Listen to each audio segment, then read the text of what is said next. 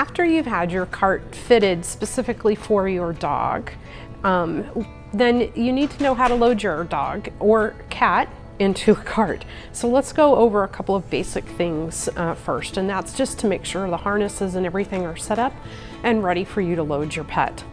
So this is a cart that's all put together. It's a quad cart, so it has 4 wheels. It has 2 harnesses and the leg loops in the back, as well as a belly band. So this is the whole shebang here. So what I'm gonna do is take off the harnesses and show you how to put them on to make sure that they're oriented right as you put your pet in. We're gonna unloosen the belly band so that it hangs to one side.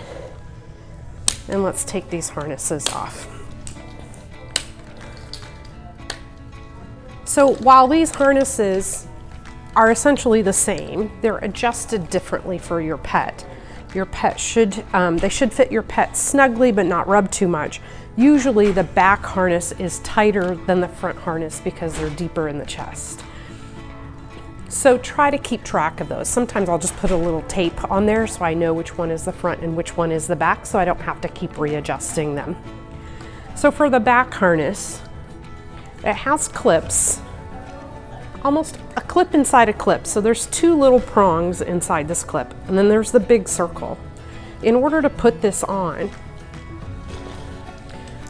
we're actually going to put the little post, there are 4 posts here, 2 for the front and 2 for the back.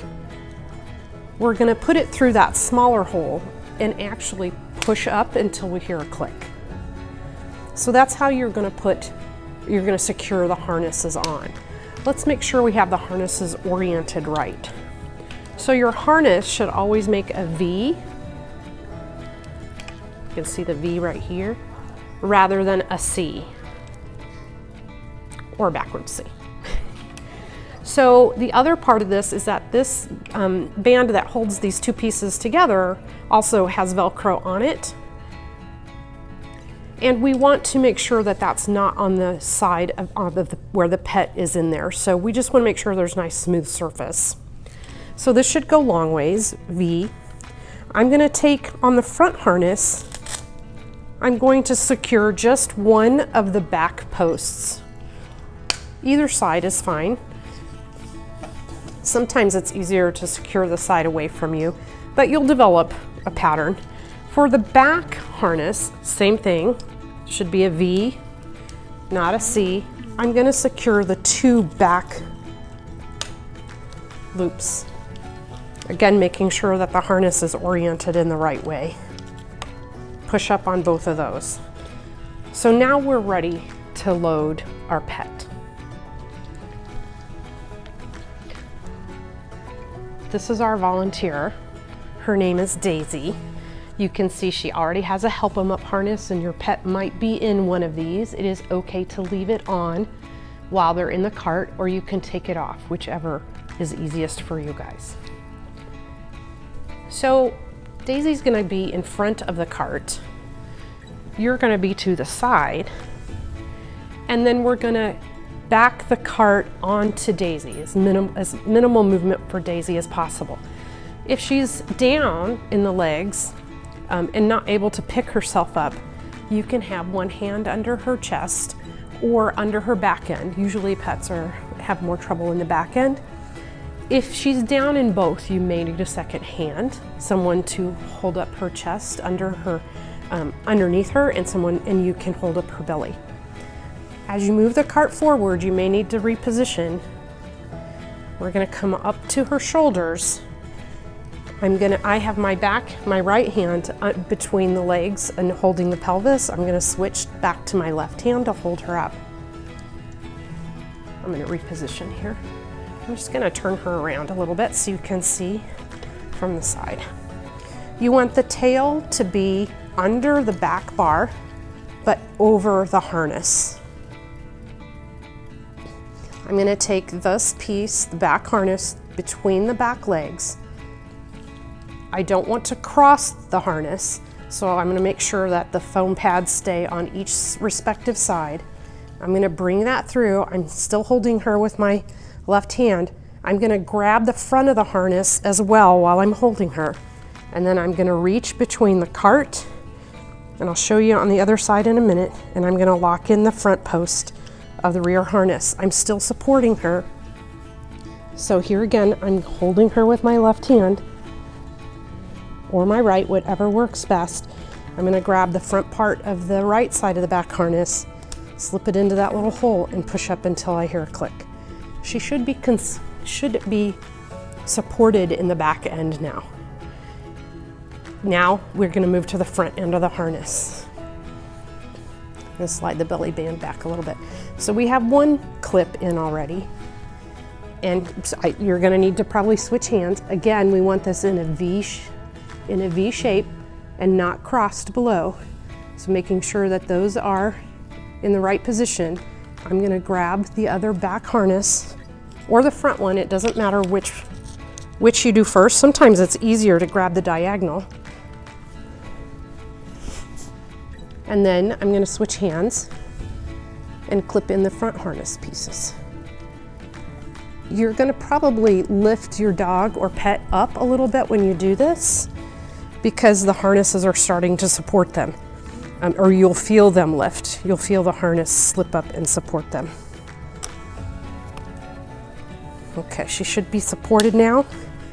Now I'm gonna check and make sure those foam pads on the harnesses are actually in position, and that the strap isn't rubbing directly on the skin. So these foam pads should be in position in the front and the back. And that none of the foam pads are crossed. Double check and make sure the tail's out. Now, if we need a belly band, not all dogs will have a belly band, but if they're really weak in the back, this helps a lot. It will have been linked, or it will have been put through one side, and actually I'm going to flip Daisy around here so you can see what I'm doing. So that side stays on all the time. This has a nice cushion on the belly, which we want kind of in the middle. We're gonna bring the strap over the bar, and it's Velcro. It just Velcros right below. The position of this strap may change depending upon where your dog is weak in the back. Sometimes it's better to have it right over the end of the rib cage, and sometimes it's better to have it back a little bit further. So kind of see where your dog is having some trouble, and your vet should guide you in where it needs to go. So that's how we load the quadruped or the quad cart with a dog that's down.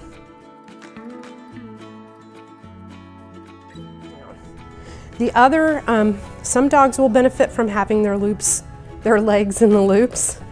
Other dogs, or at different times, may need their legs down to do some of their physical therapy or exercises. So when you're putting legs into the loops, now Daisy's legs don't bend very well, so it's a little bit hard to demonstrate, but you'll have the leg loops here with a little push button that slides up and down. What we want to do is to put the legs in right at the bending point so that it hangs nicely on the foam pad. And then I'm going to secure, this will have been up to put them in, I'm going to secure this down, not tightly, but tight enough that this foam pad doesn't rotate, because we don't want the foam pad to move and have them be hanging on the string. That can cause some swelling. So we want them in here.